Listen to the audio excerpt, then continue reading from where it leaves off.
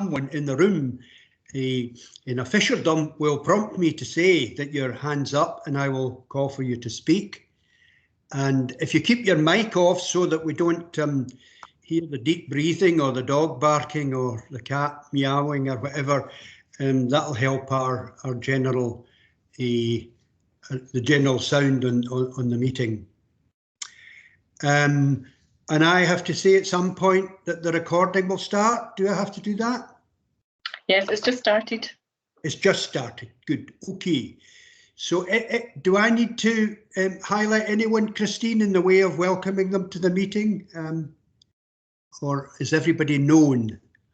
I think everybody's known, apart from, I think we've got Karen Hanley, who's here, who's just observing the IJB. She's a new member of the team. Okay. Of your team? Of the wider team. Karen, do you want to introduce yourself? We can't see you on the screen because there's so many of us. That might be easier. Hi there, good morning everyone. I'm Karen Hanley, I'm the team manager in Occupational Therapy for Locality Adult Services in West Renfrewshire. Thank you. Hello. Hi Karen. Karen, you've got a lovely eyes and nose, but your camera, that's better, that's better. Good, thank you. Okay, the agenda itself, we'll come to apologies. Is it Elaine? Yep, I've got apologies from Margaret Kerr, Dorothy Mackerlane and John Boylan. Okay. And declarations of interest that everyone is familiar with. If there's anything that you have an interest in that you think that that we should be noting on matters on the agenda, please raise your hand and we can decide whether you need to leave the meeting at that point or not. Lisa Marie, you've got your hand up. I have, Chair, thanks. Can I just declare an interest in items 7 and 10? As Chair of Renfrewshire Leisure, I don't see any conflicts, so I'll stay for the discussion. Okay, that's fine. I hope everyone has an interest in everything that's on the agenda, but that's a minor point. Okay, we come to the minutes. I'll just ask, is there anything on the minute of Friday the 17th of September 2001? If there is, we can go to that page, or I can call the pages out. Anything? No? Okay. What about the special meeting on Thursday the 28th of October? Anything on that anyone wants to raise? No? Okay, we come to the rolling action log. Is that where we are? Yes, John, there's just 2 items on that and both are due at the end of this financial year, so March 2022. So we're currently working on our workforce plan, and we've already brought unscheduled care commissioning plan to the IJB, but we will provide a further update nearer the end of 21-22. Good, okay. Anyone get any comment about that?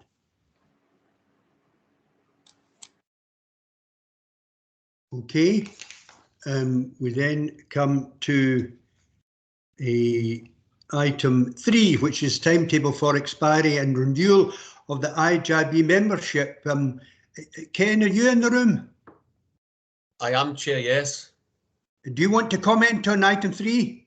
Yes, I'll just provide a brief explanation. There's 3 recommendations in the report, Chair. 2.1 and 2.3 are just for noting, I think just generally of interest, the dates of expiry of membership were set out in the schedule. It's useful to have that presented on a regular basis to the IJB, just so members are aware when their membership of this body is due to come to an end or be renewed. The relevant recommendation on which we're looking for decisions is recommendation 2.2, and it's to seek the reappointment of 5 of the non-voting members. They're shown in category 3 in the schedule. So that relates to the council staff member, the third sector representative, the unpaid carer, the service user and the trade union representative for council staff. Now, we were aware that in relation to 4 of those, the proposal is that those members are re-elected. The only change being in relation to the one at the top of that list, which is the council staff member. I understand that the council staff member from the 22nd of November is to be Elisa Cameron rather than Louise Mackenzie. So I would ask for that change to be made in relation to the recommendation, Chair. Happy to take any questions on those proposals.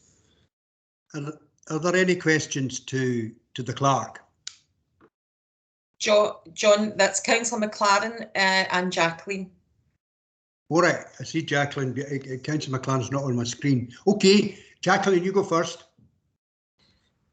Thanks, Chair. It wasn't a question. It was just, I know that we said our goodbyes to Dorothy at the development session, or at the special meeting rather, but I didn't get a chance to say a wee spiel. So if you would indulge me just to say, obviously Dorothy's not here, but just to wish her well in her retirement.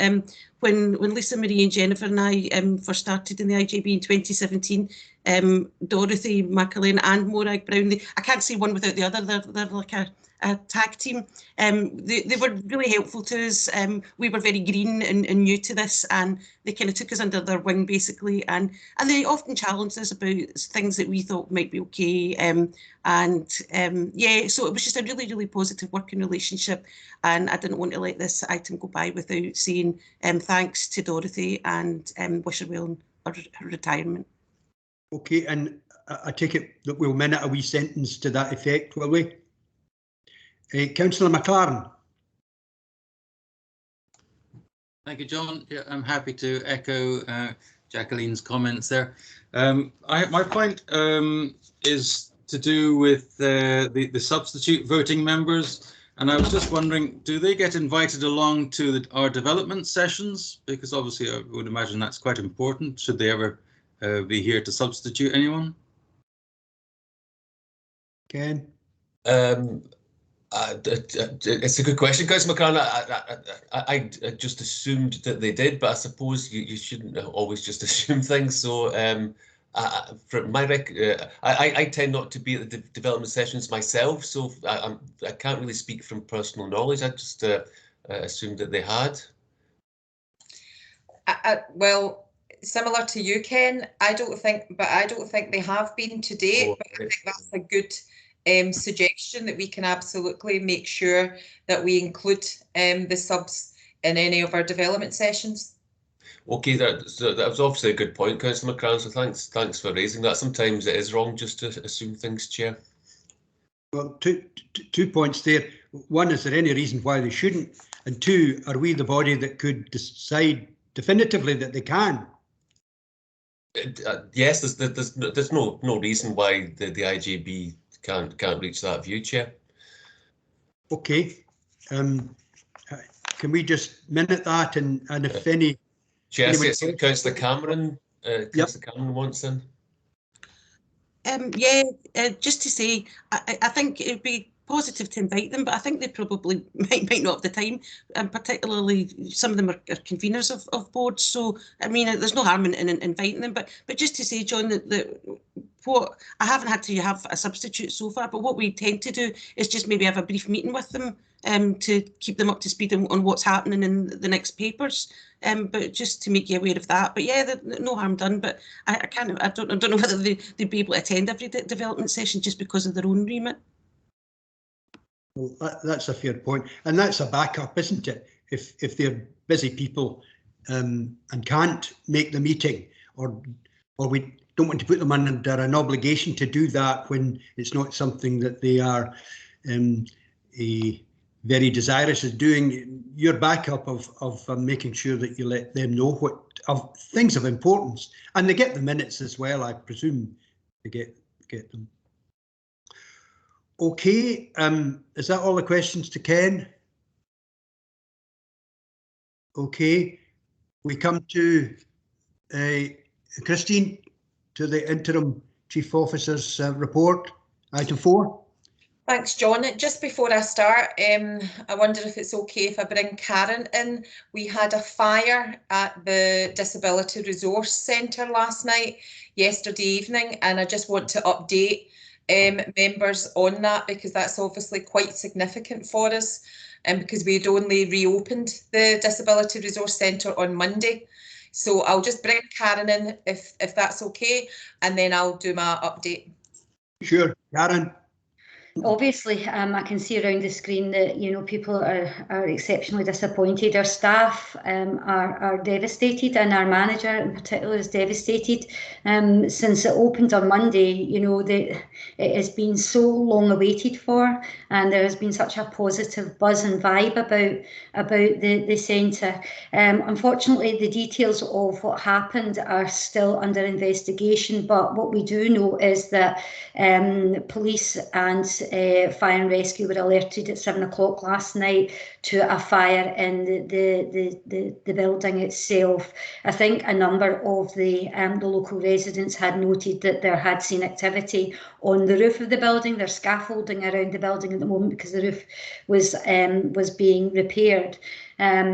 So I think at the moment the initial findings from fire and police are there's been quite extensive damage to the building. This morning we've been working from 7 o'clock, just making sure we give those service users who were due to come into the building enough notice, and their carers enough notice that there had been a fire. We will continue with the outreach work that's still been underway, but particularly for those service users who were enjoying the building-based access.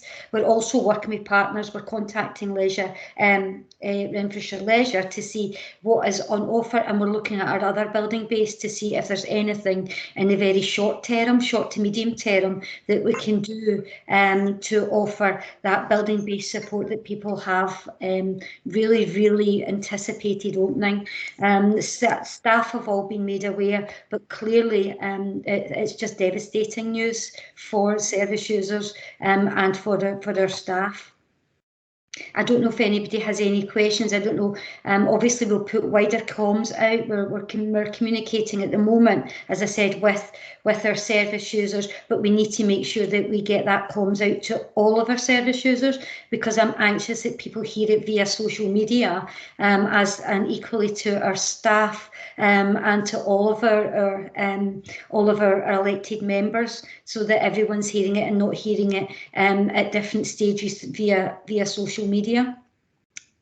Yeah, that would be important, because it grows arms and legs, doesn't it? Absolutely. I suppose it's just of note that there was nobody in the building when the fire took place, and we will secure the building once police have finished with their investigation.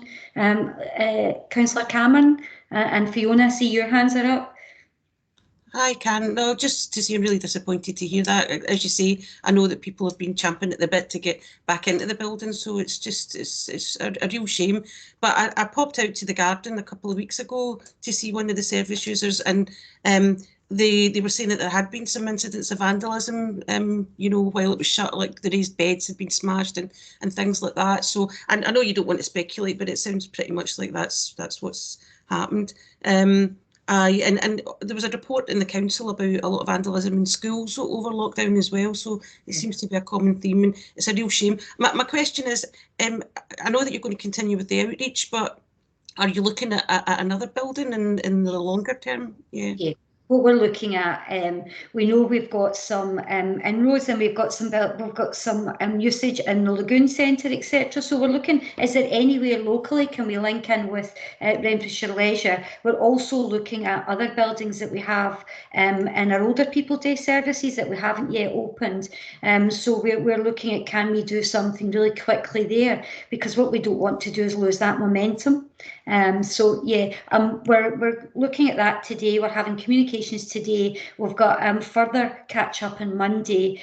So maybe by Monday, Tuesday, I'll have a further update in terms of even what a short-term solution could look like. And clearly, I'll keep that communication channels open so that everybody's aware what the next steps are.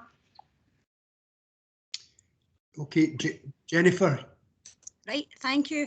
Right, thanks Karen for that update. I don't know if I've actually mentioned before, but I actually attended the Disability Resource Centre as a service user after suffering a massive brain hemorrhage when I was 25. A stroke nurse came out to visit me. I was hospitalised for about 4.5 months. A stroke nurse came out to visit me at home, and she'd said that they were starting a young stroke group out of the Disability Resource Centre. Now, first thoughts, I was thinking, no, I'm too young, I'm not interested in this isn't my thing. But really, it was a lifeline for me, Karen, because it actually put me in a position where I was helping people again. Before I knew it, I was filling in people's driving licence letters to get their licence back, and before I knew it, my dad was filling in all their DLA forms. So Renfrewshire had a massive increase in people getting DLA from the Disability Resource Centre after my stroke group got up and running. But not only that, it was through their kind of partnership working with Headwaves and things like that that got me into the gym. Because my physio, I'd been kind of written off as in I plateaued and there was no more betterment there for me physically, really. I could just try and exercise at home. As in it was a Disability Resource Centre that took me along to the lagoon every Tuesday and a Thursday, and it gave me the confidence to go there independently. So if I hadn't been to the Disability Resource Centre, so I do feel very passionate about it, Karen, and I'd be pleased to hear what the other options are. Certainly the lagoon is definitely one, because I know that we used it ourselves as a service user. So I'd be really interested to hear the outcome of that, Karen. And there's such love from people who've attended the day centre. People love it, they absolutely love it. So this will be a really, really difficult news for lots of people today. So yeah, but we won't, there'll be, as much as we can push things forward, we will absolutely push things forward. And as you said, Jennifer, the lagoon is a really good option. And I know we certainly use the lagoon for day support for our service users with a learning disability, and that's really well received. So it is something that we will continue to look at. And it's accessible, Karen, it's accessible, wheelchairs and everything, it really is. So thanks for that. No problem. Fiona? Good morning, Karen. Thank you. That was actually on my feedback from carers, that they welcomed the service opening, the building opening, and they were delighted to have this service because they'd really struggled through lockdown. So it's really sad. I'll feed that back to them. But as you say, it's an invaluable support for many families. So it's actually quite heartbreaking, and things were moving forward. Shame. Thank you. Any more questions to Karen? I think Stephen's looking to come in. And Councillor McClan. Okay, Stephen. Thanks, John. Karen, it's just to ask, could you keep me updated on what's happening with the DRC, please? Yeah, absolutely, Stephen. We'll keep you abreast of everything that's happening so that you're aware. And I know you have obviously contacts for service users who are in, and I know there will be a general feel of just as things were picking up from people who were who have been attending that that this will come as a real blow. So yeah, absolutely, I'll keep you aware of what's happening. I mean, I don't just have contact with the service users, I have to admit. I was a service user at the DRC, and to be honest, I wouldn't be here today if it wasn't for that place. That place got me through some very dark times, and it's done a lot for a lot of people over the years, and I just hate the thought of what's happened, and I would just really appreciate you keeping me abreast of what's happening with it, Cam. Yeah, absolutely, Stephen. Okay, Councillor McClan. Thank you, John. So it doesn't sound as if the police have made an arrest yet, or am I wrong? It's still being investigated, Councillor McClan. At the moment, we don't know if it's been started deliberately. I suppose that will be a matter for police investigation. All we can do is, I suppose, we know there's been vandalism, and we know it was reported to the police that it was reported from the community that some use was seen on the roof of the building. So we'll await the outcome of the investigation, but that's as much information as I have at the moment. doesn't sound very good. Did we have CCTV in the building? I'm not sure whether or not we had CCTV, or if there's CCTV that we can get access to from the surrounding buildings in Love Street, but certainly the police will be looking into that. Yeah, because I imagine the local residents will be a bit concerned. Yeah, absolutely. Soon. Yeah, depressing news. Thank you. Alan McNiven. Thanks, John. Karen, like Stephen, if it's like an official announcement or something that you can maybe share with all the members, I'm happy obviously to get out to our network, which is quite large, and make sure everybody gets the message. Just to note as well, it was at the Forum for Empowering Communities on Wednesday, there was feedback from Health and Social Care about how the centres were starting to open, and Friday and Monday had just been that day when it seemed like things were really starting to move. So it's a really sad day, but just anything we can do in terms of sharing that message, please just get it to us and we'll do the best we can. Okay, thank you for that, Alan. I will do. Any other hands up for questions for Karen? Karen, thanks for that very fulsome report, a very sad report, but I think we can't leave the subject without saying, Stephen was saying how many people had been helped by this project, presumably over some years, himself included. And I can't help but notice the energy of Jennifer in giving her testimony.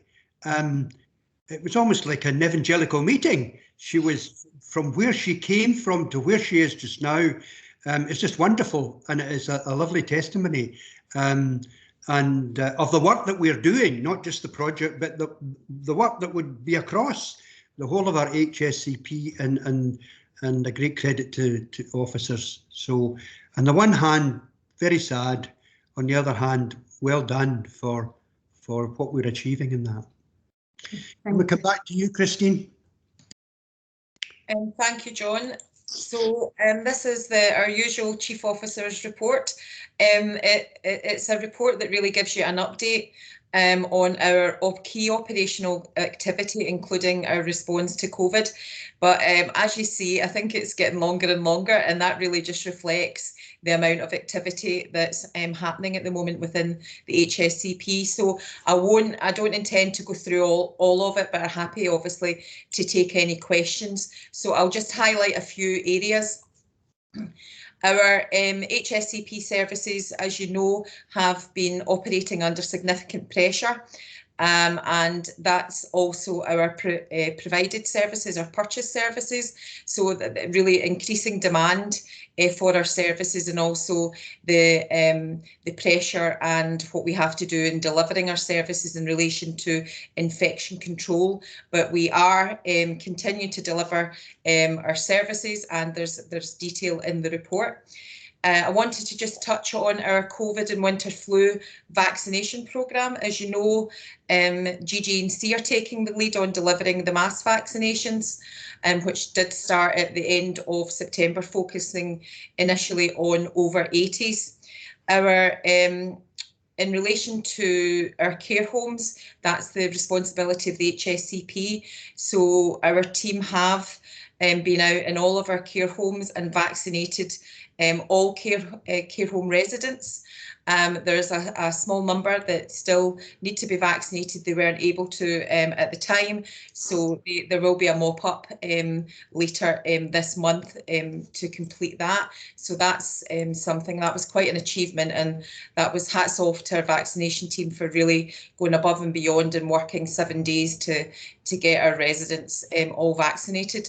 In relation to the other group that the HSCP have responsibility for in terms of vaccinations are the housebound group.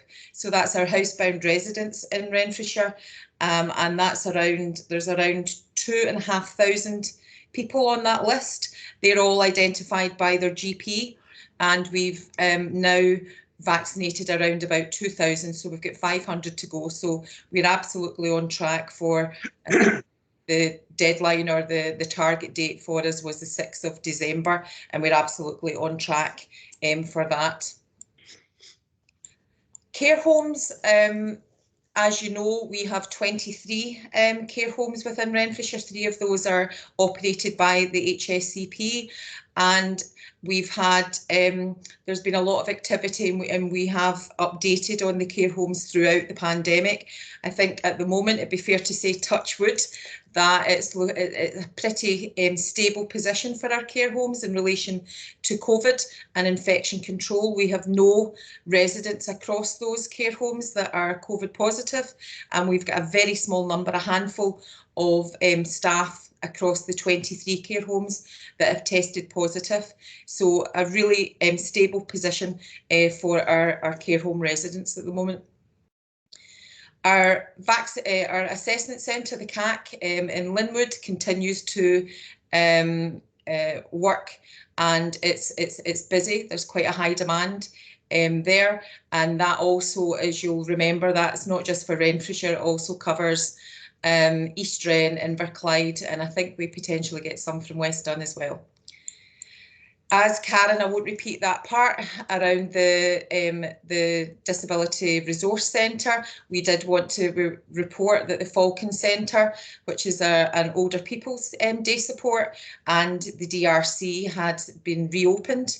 But of course, we've got the quite devastating news of last night's fire. So I won't dwell on that, as Karen's given us an update around that. There's in the paper at item 8, there's some detail on our savings programme for 21-22 and the progress that we've made around that.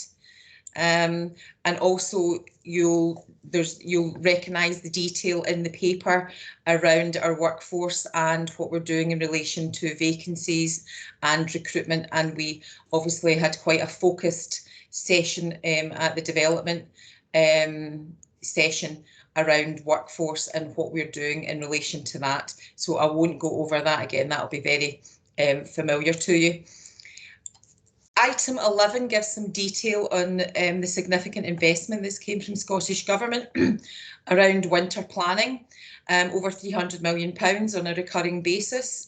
So within Renfrewshire, we have been working really hard over the last couple of weeks to work out what our proposals should look like, how we will spend that money. So there's areas that is to focus on. It's maximising capacity and ensuring staff wellbeing and ensuring the system flow and improving outcomes for the people that use our service. So we're working on what we can develop for Renfrewshire and how we can improve our services, but also meet the increasing demand that we know is coming over the hill, particularly for our care at home services. We're also working with neighbouring HSCPs because there's some things that we want to deliver across the 6 HSCPs. So we're finalising that this week and into next week, and we will bring details of that to the January IJB. In item 12, there's some detail about our admin review, and also just a reminder in the last item in that update is around the National Care Service. As you know, we did our own consultation on the consultation, and we did submit that to Scottish Government. And I'm not sure of the timescales, but we haven't heard anything back other than a confirmation that they've received our response. Happy to take any questions. Any questions to Christine on her report? I see Fiona. Thank you, Chair. Good morning, Christine. Just a couple of questions I've been asked to ask for the Care Centre. So 7.12, there continues to be significant demand in mental health services. So just to clarify, do we have statistics on that, and has there been a reason for this? Do we know what the reason is? So, well, we think part of the reason is the impact of COVID. Fiona, is what we're seeing is we're seeing quite a significant number of people coming towards our services who have never been in touch with a mental health service and would say that they've never identified that they had any mental health issues previously. So all of the things that has been well rehearsed at the IJB around the impact the pandemic's had on, people's finances, loss, etc. So we are seeing that is one of the factors of the increase, and the other factor is like a lot of health services and social care services. People at the beginning of the pandemic didn't, you know, our referral rates went down, so people tended not to come forward for services, and then so there's just the impact of some of that has been almost queuing up to now. So we're absolutely seeing an increase in for demand for mental health services, community mental health services, but also our inpatient services, and that's not just Renfrewshire. That's it's right across GG&C, but also across Scotland. So we are working very closely with other HSCPs in GG&C about how we manage that demand. Thank you, Christine. The other one was 8.8. The savings of 370,000 carers are a bit concerned that this is maybe going to affect their care packages as a result of not getting the care packages throughout the pandemic. So they've got grave concerns how are these savings going to be made. Okay, so what that was around, and I think we had described it before, Fiona, was remember we talked about when people come out of hospital that they're on a package of care that is required immediately, or we think is required for when they come out of hospital, and it was about reviewing that a bit quicker, because when people get back home and they have a higher level of independence, they may not need that level of support. So we were focusing on that. But just to reassure you, the winter monies that I talked about there, we have identified that there will be an increased demand for care packages, and we're factoring that into securing more money for that. So it's just to reassure you that we are already responding to that. That's super, thank you. I think they just saw cuts and thought, oh, cuts in services automatically, so thank you. I'll feed that back. I totally understand that. Thank you. Okay, Fiona? I think it is. Okay. Thank you, Fiona. Okay, Councillor McCarran James. Thank you, John.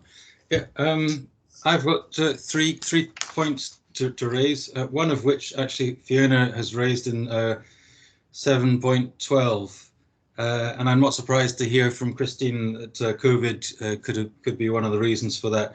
But I was thinking perhaps solitary confinement or missing that social contact might well be a reason, due to COVID, of course. In 4.3, 4.4, there was a problem with people being sent to the Vale of Leven Hospital initially. I don't know, has that been sorted? Perhaps that as these elderly people have been vaccinated now, that may have resolved itself. Well, I just answer that one, Councillor McClark? Yeah, sure. So, as you know, it's not the HSCP that are leading on the vaccination. So it's a national appointment system that unfortunately we are not able to access. So we have had a number of complaints from particularly elderly residents who have had an appointment in, and they've felt that that's a bit far for them to travel or a bit difficult for them to get to.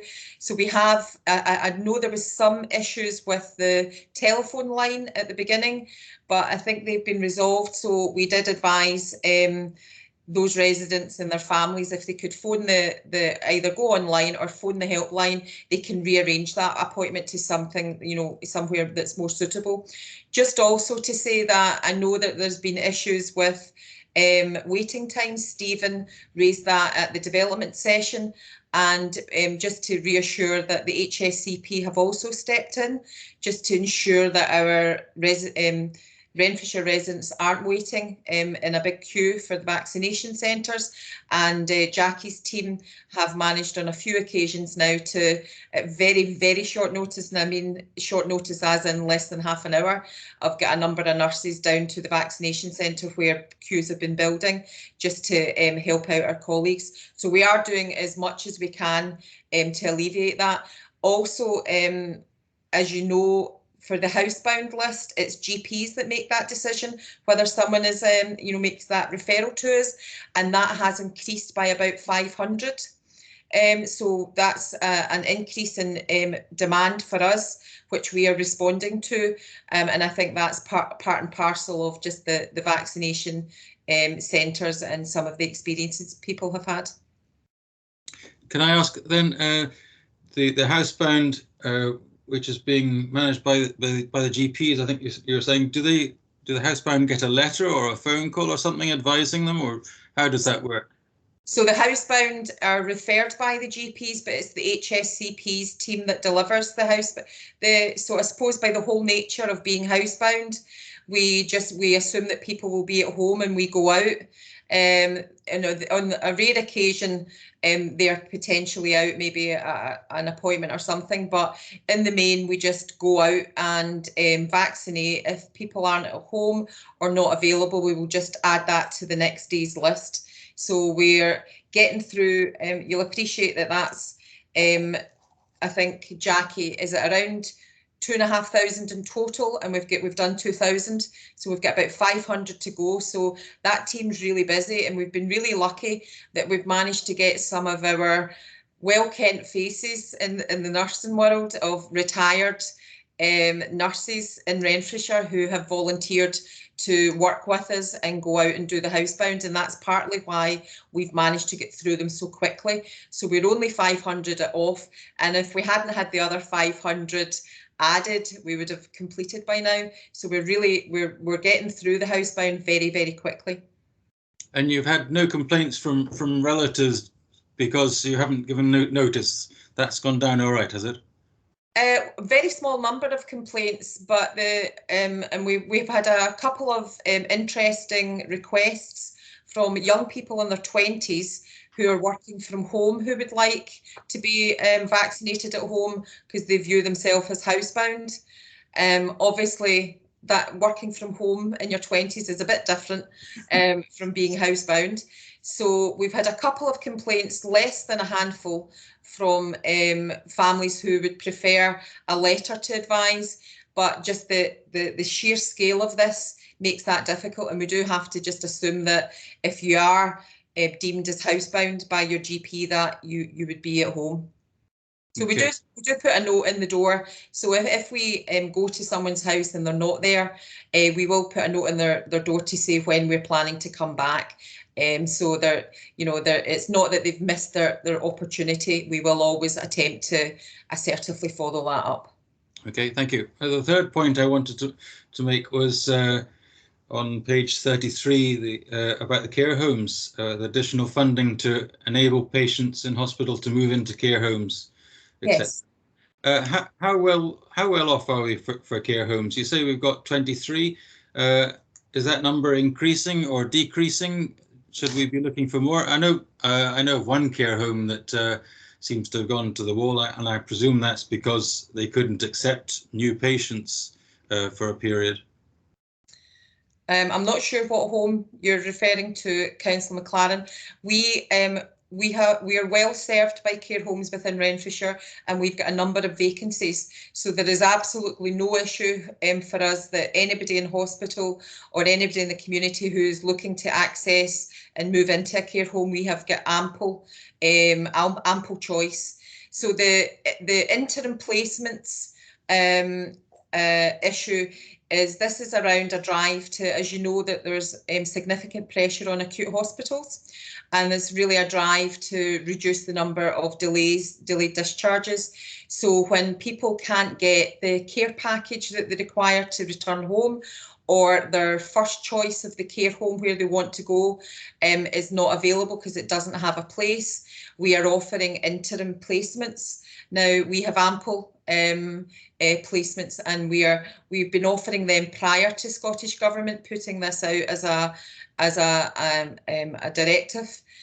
What we are now doing is we're looking at identifying one of our own care homes and one of our units in a care home that would be only for interim placements and short-term stays and kind of respite, because the focus on those residents are a bit different than if you were a long-term resident. So we're working that up at the moment, but we've got ample care homes. The number of care homes is not really in our gift. So independent organisations can buy, for example, a building within Renfrewshire. They can get that registered with the care inspectorate, and then they can obviously speak to us and let us know what they're actually offering. So we don't really have control of the independent sector, but we do obviously have 3 of our own HSCP run care homes which we have more control over, but there's absolutely no issue about care home placements in Renfrewshire. We have ample. That's great. Thank you very much. Okay. Jacqueline? Thanks, John. Yeah, it was just about section 9 about the recruitment. As Christine touched on, we had a really thorough development session to look at what the HSCP is doing to address this. So I just wanted to highlight it for the record on the IJB that we have had that session, and it was really helpful to understand the pressures, and we see them nationally obviously as well. But yeah, I just thought it was important to highlight it on the actual day of the meeting. Okay, thank you. And on that point, Christine, how hard is it that when money comes to you with specific direction from the Scottish Government to actually spend it? Now that sounds silly, but in actual fact, where it involves recruiting people, it can be very hard, even impossible. Absolutely. So in the past, in the public sector, often the issue is that we've got lots of ideas for services that we would like to develop, and potentially it's the financial aspect that holds us back or limits us in what we can do. This is an interesting position that we're now in, that we have got a significant investment from Scottish Government, but our main challenge and our main concern will be our ability to recruit, because obviously the investment has went out to the whole of Scotland. So we will be competing with the whole of Scotland, who will be recruiting very similar posts. So it will be very much about, we are working really hard to make Renfrewshire really attractive, more attractive than we know Renfrewshire's attractive, but we want to encourage people to come to Renfrewshire to work. We would like to try and attract people, younger people, so that they start their career off in Renfrewshire. And if we make sure that we've got the right career pathway, that we will retain staff, because one of our biggest challenges is that churn, that there's so many vacancies within health and social care at the moment that people can pretty much pick and choose where they want to work. So we're putting quite a lot of investment in about how we attract people and then how we retain our staff. So that really is around looking after the well-being of our staff, making sure that they've got the right training opportunities and support, and also that there's a good career pathway that they can see themselves staying within Renfrewshire for a number of years. But yes, John, the challenge of recruitment is a very real challenge that all of the chief officers have been meeting about how we do this. So we all have the investments from the Scottish Government. So there's some that we are planning to do across that the 6 HSCPs will pull together, and we will do one recruitment. But that will be then based on, so there'll be, for example, a social worker post or a nurse post that we will then advertise them, but then say, where would you like to work? So then it'll be up to applicants to pick their area. Because the last thing we want to do is to be competing against each other, because we're a hop, skip and a jump from Glasgow and all of the other HSCPs. So the challenge for us absolutely is recruitment. Okay, thank you. Any other questions to Christine on her report? Christine, item 2, recommendations, they're just bullet points. I think they're for noting, aren't they? To just go back to item 2, yes, they are. So we ask the meeting to note your report and the items, recommendations within it. Thank you. Before we move on to item 5, Margaret Kerr, nice to see you in the meeting. Not to embarrass you, but how is Master Kerr, who had to go to the A&E because he had an accident? Is everything okay? Everything's fine. Thanks for checking, John. Yeah, so probably the optimal outcome, which is it's a buckle fracture for those in the know. So it's he's young enough that he's a bit bendy. You and I, our bones would have just snapped, but he's so a splint, and he'll be fine by the new year. So thanks for checking. Okay. We come to item 5, and that's the financial report. Sarah, I see you on my screen. Yes, I'm here. So I won't go into too much detail on the report. We are, it's exactly the same as we have been reporting previously and also last year.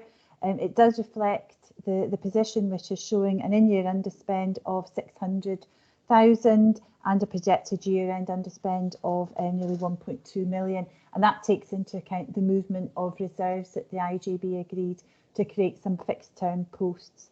So the main reasons for the under and overspend are detailed in section 3.3, and they are as previously reported.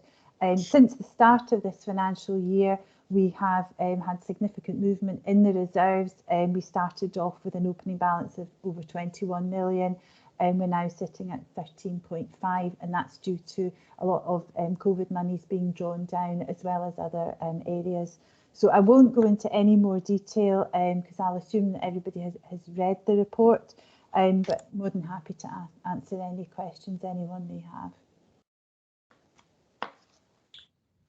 Are there any questions to Sarah? You may have read the report, but have you understood it? But Sarah's here to help us to understand it if you have any questions. Any hands up? My, Sarah. It's all going your way today. That'll be a first for me. I'll take that one. That's good. Yes, so, yes. There's no recommendations to approve in it. It's all just noting, which is detailed in section 2. Yes. Okay. We note your report and thank you for it. We come to item 6, which is the IJB audited annual accounts for 2020-21. And I think at this point I ask Lisa Marie to say something. Because we have to, I understand our custom is that we want to ask the convener, the chair of the audit committee, the risk and security committee, to speak to confirm that the accounts were considered by the committee and that the committee had no concerns or otherwise, as the case may be, with the accounts being approved by the IJB today. Lisa Marie, are you there? I am. Thanks, John. I am. I was just checking my mic was actually on. So yeah, I can confirm that the audited accounts were considered by the Audit Risk and Scrutiny Committee last week, and that the committee has no concerns to note, and we were happy to agree that they be submitted for approval to the IJB. And I think for all of us, I would just note a thanks to Sarah and our team, and also the team from Audit Scotland for the work they've undertaken to get us to this point. And just to highlight the really collaborative approach they both take to ensure the accuracy and quality of the accounts. What we've noted through discussions, that there's really good partnership working there, and I think there is always, Sarah would always say that they challenge each other on things, but it's really positive, and I think the quality of accounts shows that. So yeah, just to say thanks for that work, and we're happy for them to be discussed and hopefully approved. Okay, any questions to Lisa Marie? Don't see any hands up. Lisa Marie, thank you for your chairing of these things. All go as it does with Sarah and all the rest of the senior management team, that these reports come and they're nodded through, as it were, but in behind them there's a lot of work goes on by the chair and by the members of it. So we thank you for your endeavours. It's no bother. Well, I wouldn't say it was no bother, but yes, we appreciate your dedication to it. So we now come to the strategic plan, item 7, the strategic plan for 22, 20 through 25. It's an update on the approach and our progress. And am I calling on Frances Burns? John, can I just jump in first? Sorry, yes, sure, you can. It's just we just need the IJB to formally approve the annual accounts for signature, if you don't mind. Okay. Sorry. So can I ask the meeting to formally agree these accounts? Agreed. Agreed. Agreed. Okay. Thank you, and apologies for interrupting. Thank you. No, that's okay. And apologies for being thick-headed and not doing it. Am I calling on me, Frances? John? It's myself that will take you through this paper. Right. When you speak, you come up on my screen. Okay, that's good. You're there? Yes, I'm here. Okay, this paper is asking the IJB to approve the consultation draft of its strategic plan.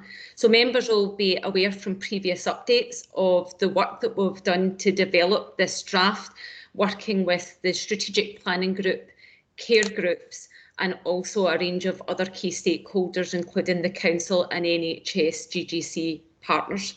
Subject to approval today, we will then commence with the statutory formal consultation process, which will run from December through to the end of January.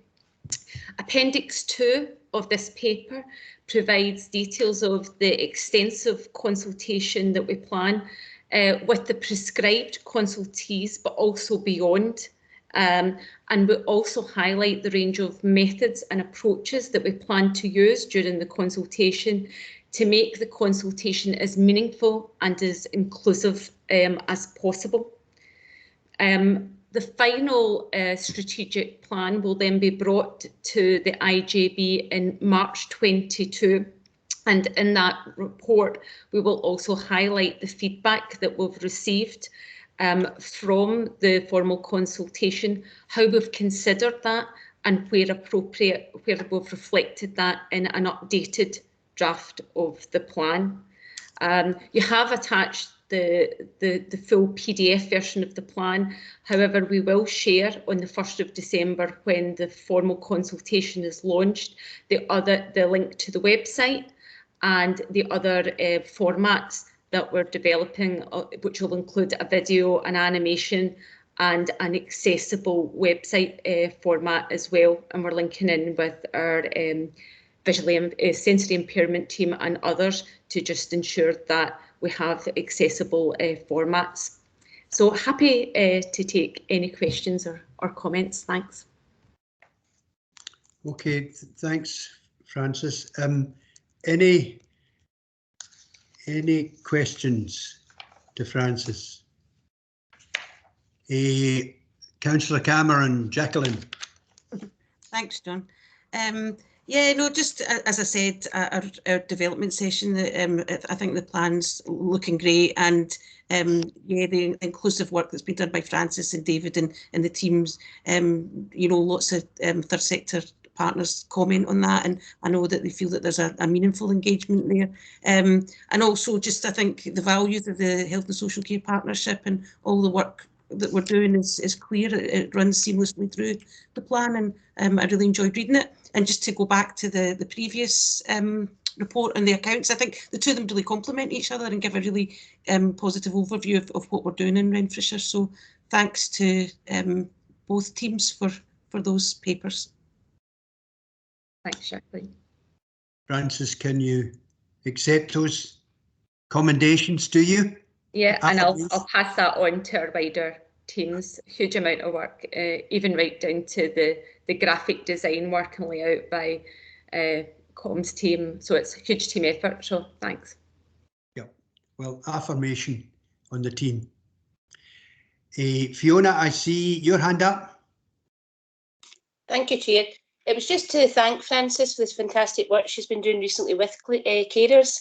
She's been involving carers in consultations and including them, but not just including them, listening to them and also valuing what they've got to say. There's really good partnership working going on locally. Thank you. Thanks, Fiona.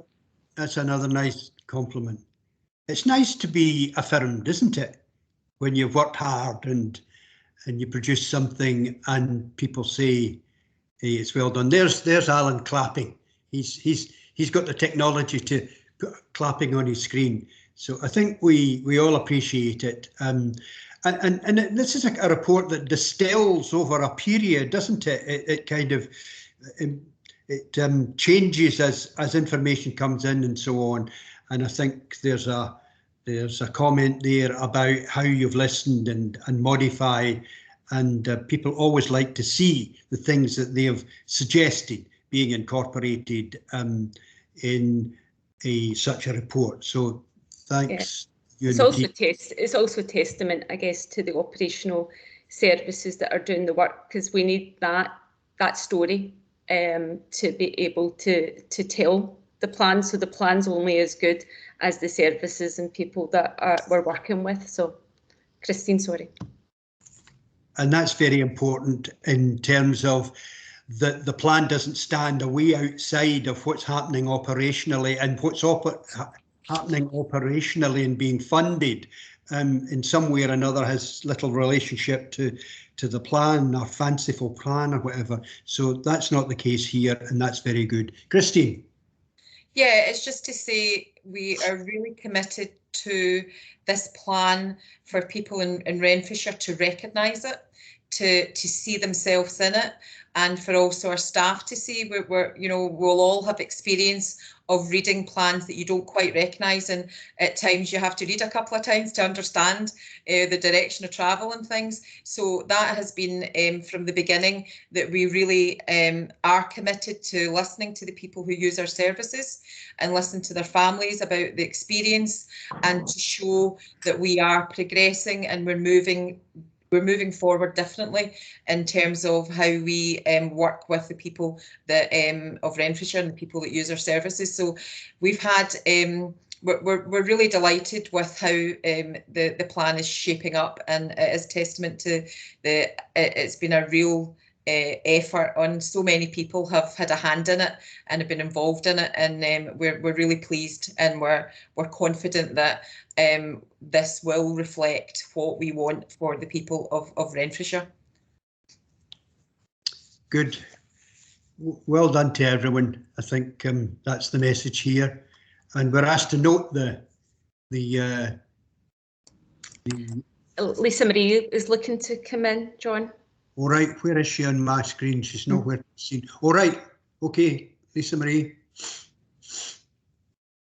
You're on mute, Lisa Marie. Thanks, John. I'm just going to add one more thing to the praise, and I think it's possibly teetering on declaration of interest because I chair one of the organisations that mentioned, but I said this at the development session, and I think it's important to say one of the things I really love about the plan is that you see the partners all the way through it.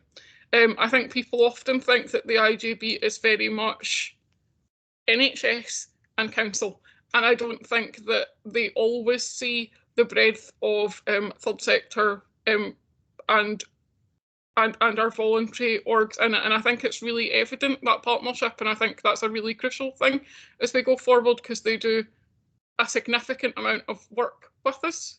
So yeah, just to note that I was really pleased to see that. Well, that's a good point. Thank you for making that.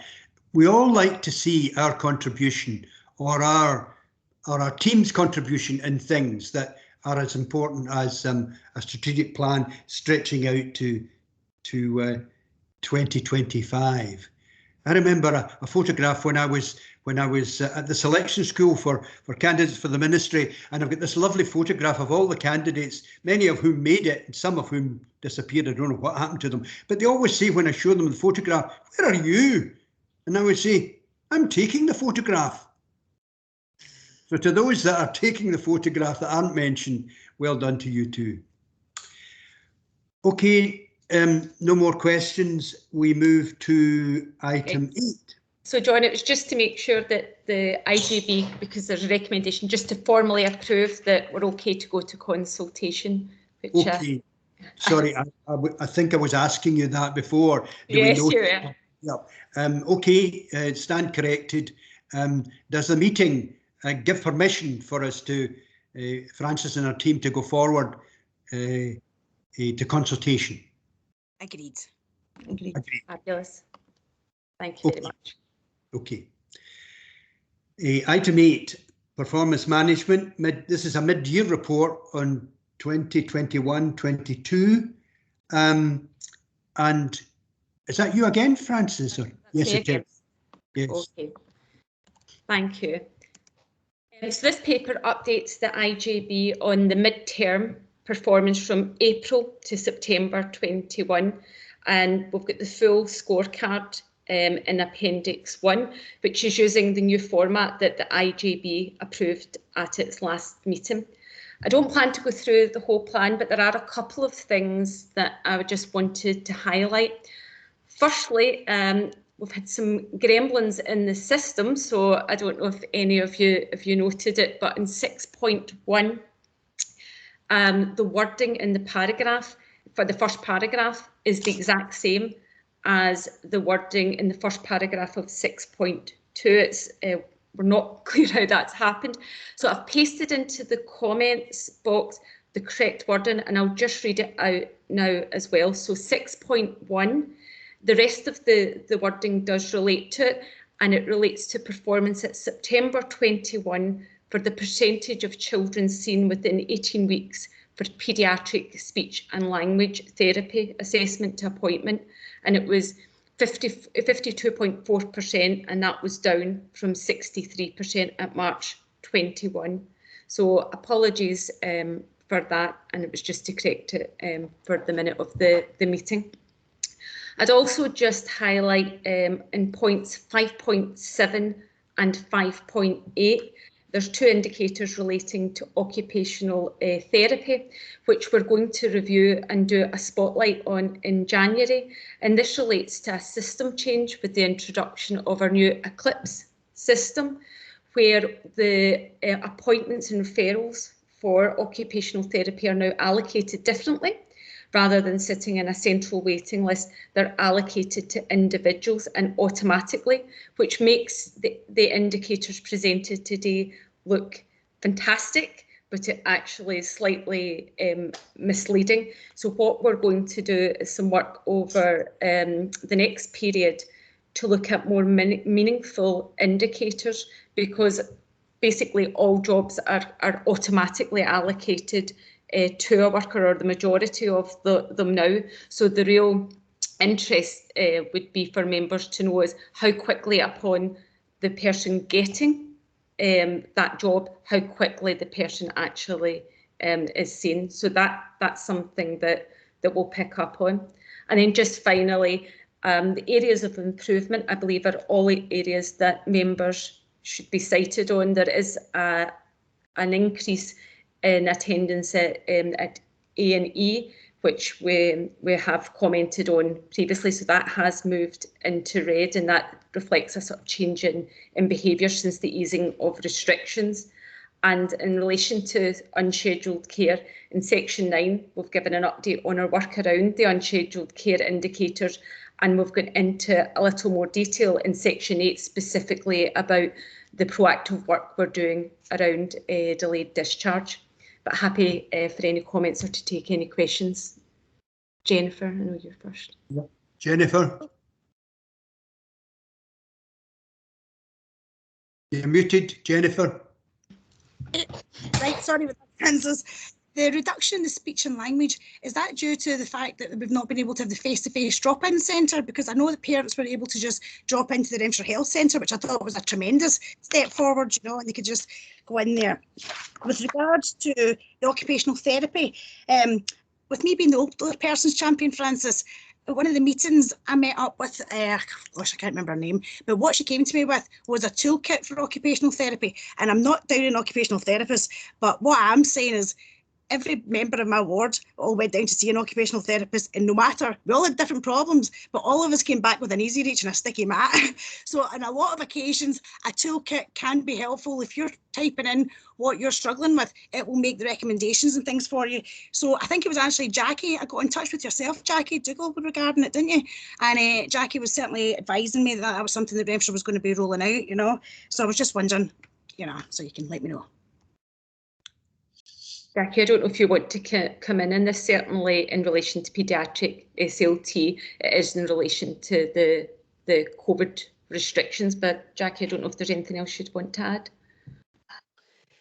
Yes, in regard to paediatric speech and language therapy, during the pandemic, nurseries were closed, people were wearing masks, there was limited contact with a range of family, so the impact on particularly young children and how they learn to speech, because they watch your whole face, but if most of it's covered up with a mask and socialisation, so there is a sort of increase in demand for paediatric SLT, whilst at the same time the reduction in social distancing, being able to see people face to face, the drop-in sessions had to be paused to accommodate due to the pandemic. So a wee bit of the perfect storm, but the team are working really hard to try and reduce the delays, and because the impact on children, particularly when they're young, 6 months of a 2-year-old's life's a quarter of their lifespan, and what we would want to do is pick up and address any emerging issues early in a child's life rather than it become problematic. So they are working very hard to reduce the waiting list and get children seen. In regards, I appreciate it, Jackie. I mean, I used to get things home for Kimberly, to work on certain things. With regards to the toolkit, how are we getting on with that, Jackie? That's been adopted. I've got my COVID brain on because I can't remember the name of things, because I do remember the toolkit. So that's been adopted by where we get the equipment's called EquipU from across GGC, and the early I'm going to call it smaller pieces of equipment that people can go in and do self-assessments and identify what they would need, but also directing them to reasonable sources of where to get that base equipment that doesn't always rely on professionals doing assessments, because some of them are quite small pieces of equipment but can make a big impact. And providing the information for service users and their families and carers. That's been adopted by EquipU. I think that is imperative, the toolkit, because I say, I knew my experience in hospital and I know my experience. I came home about 10 years later. My sister said to me, Jennifer, it's about time to be assessed, because at this time I was pregnant, I was having a baby. The occupational therapy came out, Jackie. Again, nothing they were able to give me, apart from actually plenty more concerns about how I was going to handle a baby on one hand. So as I say, I think a toolkit where you can type in your own issues. I'm getting terrible feedback here, Jackie. Anyway, that's helpful to know. Thanks, Jackie. Okay, the other Jackie, Jacqueline. Thanks, John. I've already asked Jackie this question, so it's just, again, just for the record of the IJB, that I'd asked about CAMS figures. Sorry about the cat as usual. Yeah, just to say that I understand the issues around recruitment, specific pressures for Renfrewshire, with our residential units, etc. And also, I think we had a wee chat about the fact that sometimes people refer to CAMS when maybe it's not the most appropriate place for them to be. And I just wanted to, Alan, everyone will be aware of this as well, about the Community Health and Wellbeing Fund that Engage are distributing. We had a presentation from Karen that Engage at our local partnership meeting the other night, and it's a really, really positive fund that can address the early intervention and prevention that could stop people going to CAMS or adult mental health services.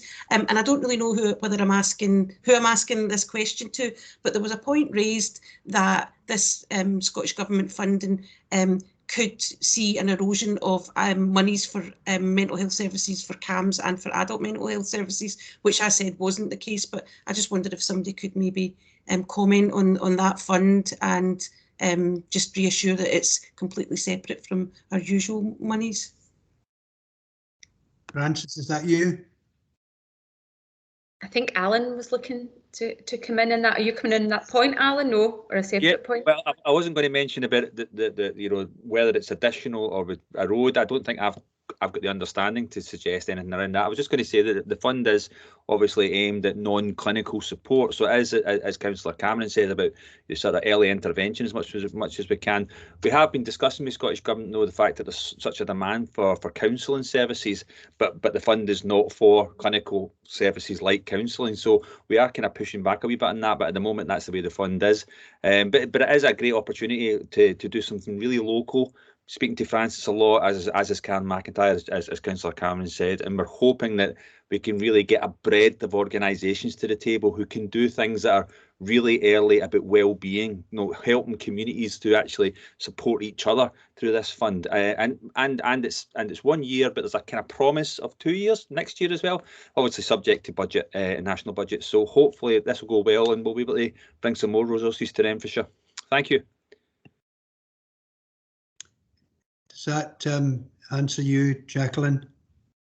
Yeah, it's sort of. I mean, I think I kind of know the answer already. It's a complete, as Alan says, it's completely separate. If it's non-clinical, it's £500,000, so it's a significant amount, and that's for Renfrewshire alone. But yeah, I suppose I'm just for the record, just making sure that people understand it's separate. Okay, Christian, you want to come in?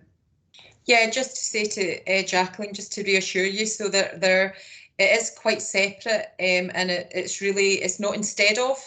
So we are still getting investment into our mental health services, but as Alan said, this is an opportunity for very early intervention and support within the community that might actually prevent some of the and reduce some of the demand on services. So it's not instead of.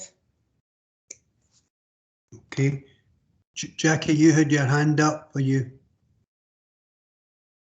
I was just going to say very similar to what Christine said.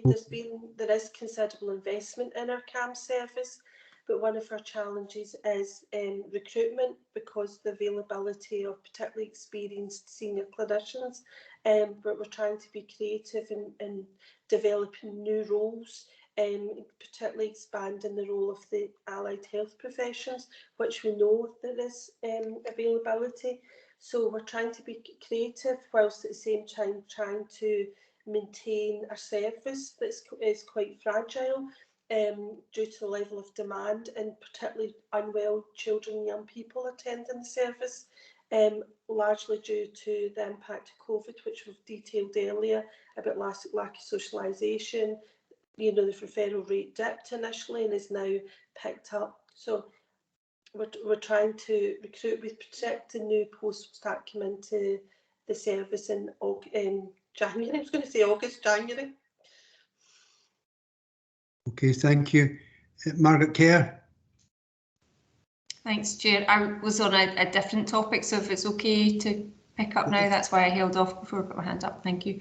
I was just to pick up on unscheduled care. In sections 8 and 9, there's a bit of detail. In section 9, it talks about an unscheduled care action plan, which has been implemented with an update coming to the March IJB. I guess I'm just keen to understand, maybe just hear a little bit at a high level, what has been done around that, because I'm very conscious we're at mid-November. Unscheduled care is not great at the moment, in the sense of we know how busy it is and the pressures that that's putting on the whole system. So I just wonder if we could hear just a little bit about some of the key actions in that, because March it is obviously at the end of the particularly pressurised winter period, so I'm just concerned there's a bit of a lag between now and then. Okay, is that you, Francis, or? Probably Karen, John. Yeah, thank you for that, John and Margaret. Yeah, you're absolutely right. In terms of unscheduled care, the lot of work is already underway, and how we're managing under the joint commissioning plan is where obviously the 6 HSCPs who are signed up to the joint commissioning plan have got a number of actions that feature both within our winter planning, but also in response to some of these winter monies that are coming forward. So the stuff that we're doing is looking at our increasing our out of hours response. We're looking on a day and daily basis, both twice a day actually, at our delayed discharges. Some of that is around easing the pressure within our acute services, but it's also about making sure that we have got the best options for patients in hospital to get them out quicker. A lot of the unscheduled plan is around making sure that we are avoiding admissions to hospital in the first place, and also that we have an approach that people come home from hospital, and at that point we assess where they're at. We provide reablement and recovery services that optimises where they're at, and then we can look at a longer term plan. So there's lots of work that's underway, despite the fact that the plan's maybe not coming back until March, because the plan is not just about this winter. So the plan focuses on taking this into 22-23, but that's not to say, because it's not being presented to the IJB, that work isn't already underway, and lots of work is underway around, as Christine's already highlighted, around GG&C to try and get a coordinated response to some of these winter monies, so that we're not all fishing in the same pond for staff. But lots of the focus at the moment is around, for unscheduled care, is around admission avoidance, delayed discharge, making sure we've got the right supports in the right place at the right time for our vulnerable service users within the community, and making sure that we are able to recruit to those vacancies quickly, and having plans in place that enable us to do that. And for ourselves, as Christine's already said, it's about making sure Renfrewshire becomes a really, really vibrant and attractive place for people to move to work. We've got, as I said, we've already looking at how we increase our supports over the winter period. We've got plans around making sure that we are winter ready in relation to increasing our vehicles, having 4x4s, looking at our Christmas plans, and also around our residential homes. As Christine said, we have got a number of vacancies, but making sure that our residential homes are also winter ready, and that we've got some investment already underway within our residential homes, and making sure that that investment tackles the right areas for us. We have invested in outdoor visiting areas for when we had the COVID pressures. We've now got visitors within our residential homes, as everybody is aware. So it's making sure that that experience is pleasant for everybody. But we continue to work on our winter pressures, and I said I unfortunately have to leave the meeting at 11:30 to go into the 11:30 daily meeting around delayed discharges, and that will continue throughout the winter period. Thanks, Karen, and apologies because I know I didn't hear all of Christine's update earlier, so sorry if some of that overlapped a bit. Thank you for that. And I want to hold you back from your 11:30. Okay, any more questions? No more questions. I could just pick up under the unscheduled care indicators, the 8.4, which we all know about. It's the pressures that A&E are under, and you can see the percentage rising very dramatically. Is the government's supposed permission to clinicians at the front door of our hospitals to be more robust about referring people to other hubs that would deal with their complaints, like sprained ankle or a cut finger or whatever? Is that going to make an effect? And it says little about the fact that it isn't just about not being able to get people back into the community, which would be, we would say we were hit for, but it's also to do with the primary care. It's also to do with NHS 24. If they're answering 74% of the calls, the other 26% are likely to turn up at A&E because they can't get satisfaction. in phoning NHS 24. So there's a whole conglomerate of things in there, and I just wondered whether you think that the government's edict or its affirmation on consultants at the front door redirecting people, is that going to make any effect on these numbers? I can come in there, John. I suppose time will tell. I think what will have an effect is the work that we're doing collectively in GG&C is really to look in detail about that whole pathway and to look as a whole system. So we're looking at, for example, RAH, we're looking at the numbers of presentations at A&E and how they then translate into numbers of admissions. And is there anything that we can do that would prevent that? One, so the stuff that we've got underway that we're developing at the moment is, as Karen said, is kind of front door. So we're trying to redirect people from even getting to the front door of our hospitals. And if they then do get to the front door, that we have a range of services that our clinicians are confident in, that are delivered in the community, that can quickly redirect people away from hospital and reduce the number of people who present at A&E and then become an admission. So that we're doing a whole host of work. We're working with colleagues across GG&C, looking at there's slight differences in all of the hospitals and what we see in terms of lengths of stay, number of presentations that turn into an admission. So we're just looking to see, is there any learning that we can do, that is there one area that's working a bit differently. So I think that's where the difference will be. Never before have we worked so closely with our colleagues in acute, so we don't see it as this is our problem. We're absolutely working together and sharing that load. As Karen said, we meet with our acute colleagues daily, particularly around our delayed discharges and how we can do this better. We don't want any of our residents in Renfrewshire to be in hospital for any longer than they need to be, and we also don't want anybody to be in hospital when they could have been cared for at home.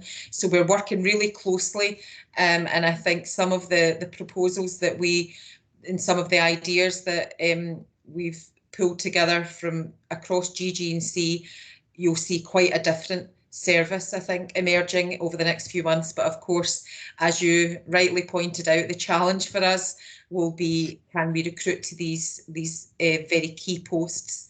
And we hope we can, but we are, as Karen said, there is a whole host of activity on at the moment to make sure that we are winter ready and that we reduce the number of presentations and admissions into our acute hospital. Well, thank you for that answer, Christine. It gives some assurance that we're trying every which way. We've always wanted to keep people out of hospital because hospital's a dangerous place, particularly for older, vulnerable people.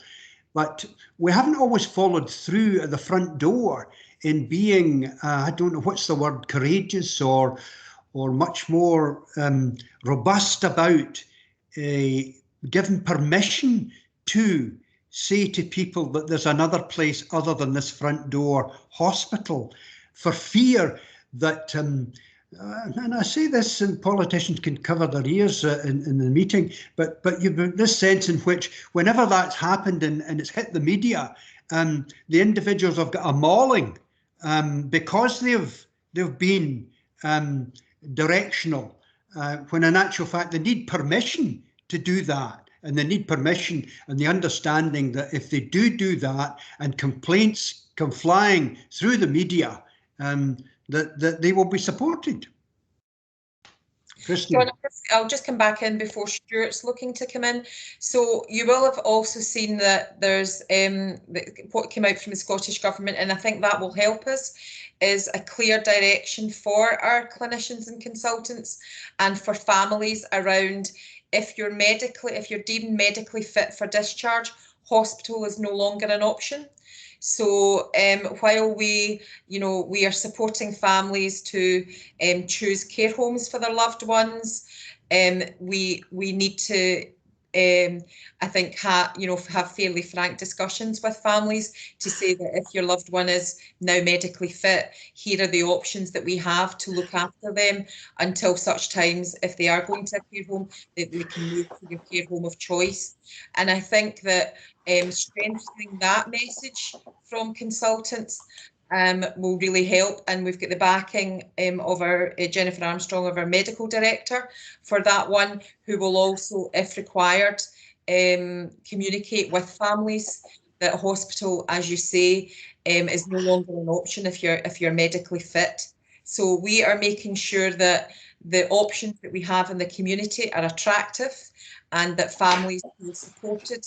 And if we move their loved one into an interim placement, they're happy care and support we're providing. So it is really a whole system approach, because not one of us can do this, ourselves. So we're working very, very closer than ever before with colleagues in acute, just to get this right. And also, I think the communication with families right from the get-go is really important, that hospital is not a long-term option, but we do have options in Renfrewshire to care for people's loved ones. Okay, thanks, Christine. Can I bring in Stuart? Put us right on this, Stuart, would you? I'll be very brief, Chair, just to agree with exactly what you said. I think we've been looking at redirection for many, many years now, and certainly for at least 4 or 5 years that I've been here. And I think it's great that there is now a kind of national policy and protocol in place to provide that kind of framework and support for clinicians at the front door. I think there's a big question around behaviour change and people understanding that if you go to A&E, you won't always be seen within 4 hours. And I think that's one of the challenges, is that obviously the targets that are there are fantastic in terms of ensuring people get seen promptly and appropriately. But I think it does lead to kind of all doors leading to A&E and that sense that you will get seen and blood tests and all sorts of fancy tests, no matter what you attend with. So I think it is really about just re-emphasising that kind of people attending for the right care at the right time in the right place, and so I think we welcome that. I think it's very positive, and I think colleagues in acute have been working very much collaboratively with community-based medical and nursing colleagues. So I think it's welcome. Thanks, Stuart. That's assuring, because as you say, we've been talking about this for years, but I've always distilled it into that we were fearful that we would get a mauling in the medical profession would get a mauling in the media, which the politicians in the Parliament were too embarrassed to be courageous about. And at the end of the day, we haven't followed through in a way that it sounds like we're doing now. And I'm certainly personally pleased about that. Now, did I see James, McLaren, your hand up? Thank you, John. Yeah, I think this is like a breath of fresh air to hear this discussion. I think there is one other aspect to consider, and that is it's something that I hate to mention it again, but Bishopton kind of flags it up. I have heard about people saying, if you can't get to the doctor's practice, or they won't answer the phone in time, we're just going to go to A&E. And if that was noted at the door of A&E where people are coming from, then it would flag up perhaps that there is an issue there.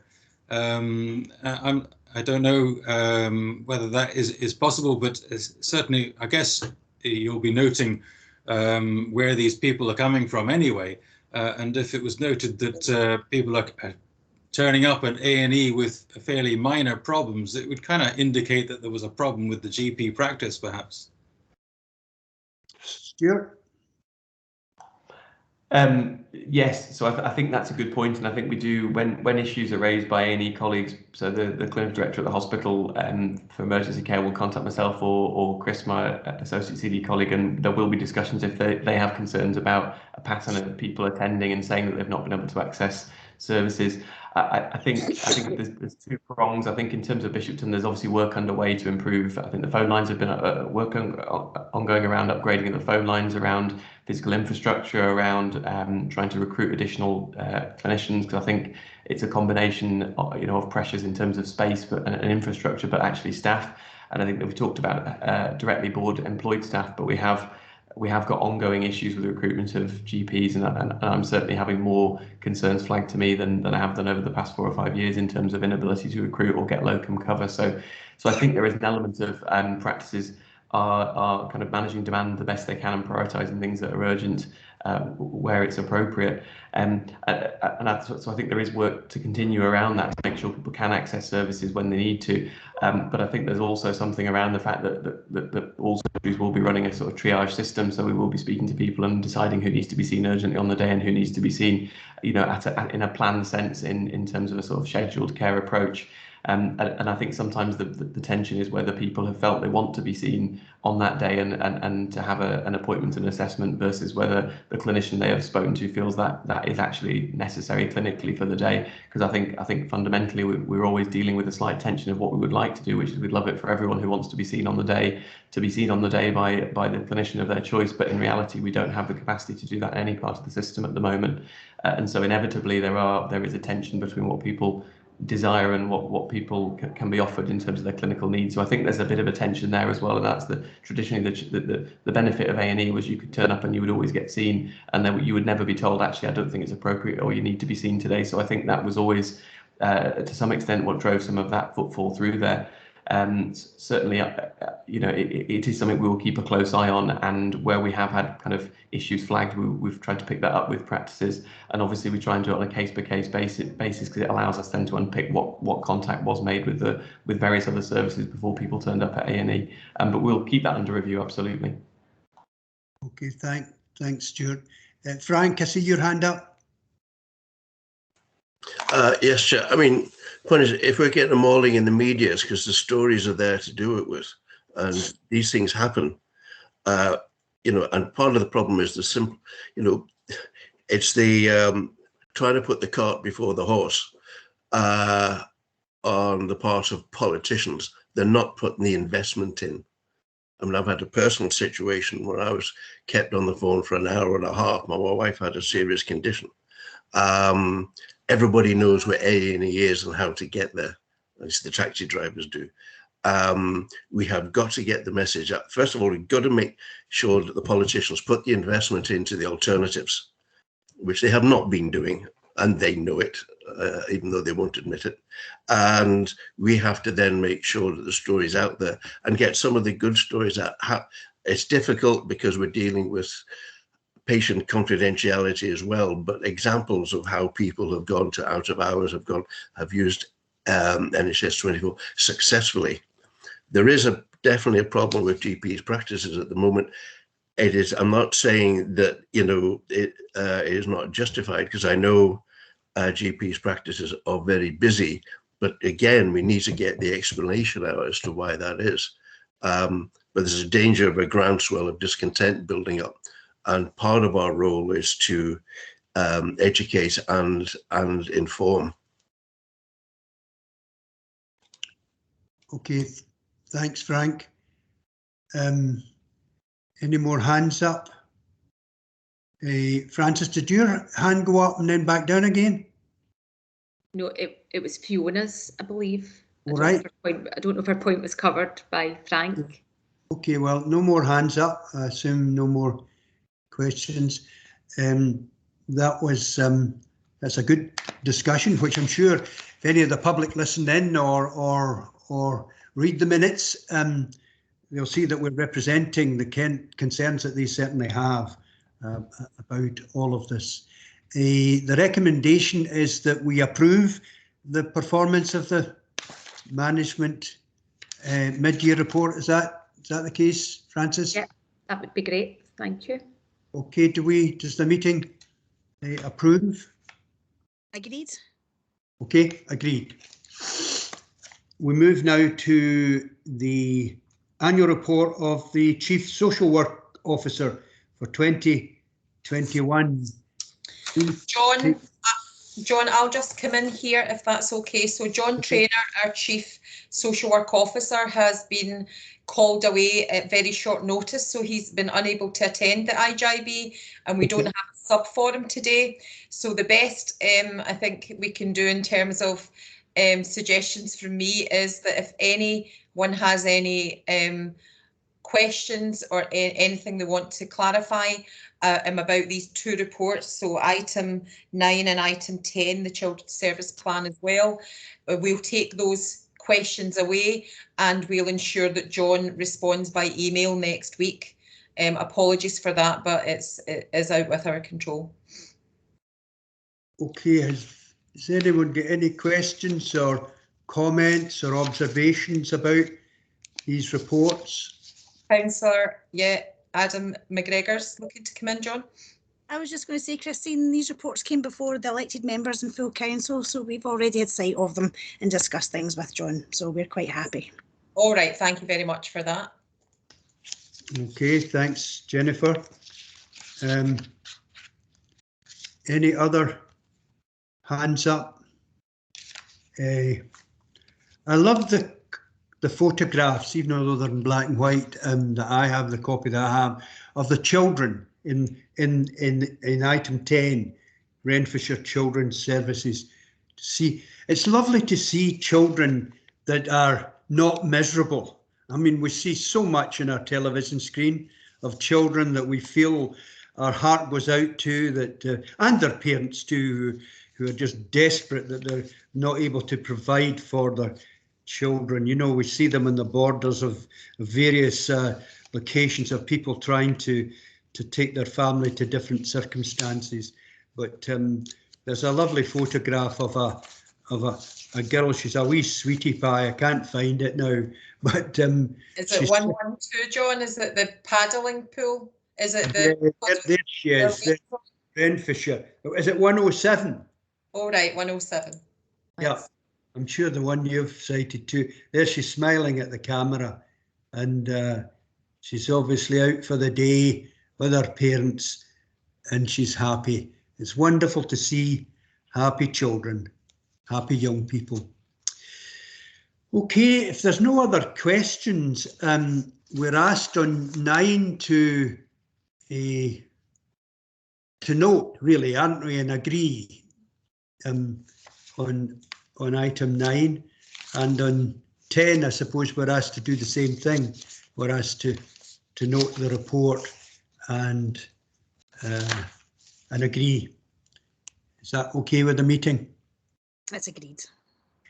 Well, that just leaves me to thank you all for your contribution today. We've had good free-flowing conversations, which is very nice. It's very good and very productive. Is that the date of the next meeting is the 28th of January at 10 AM. One day I shall say, and it will be in the such and such a hotel or council chambers or something. And but maybe it won't happen in my lifetime because I'm an old man. Don't say that, John. Don't say that. Okay.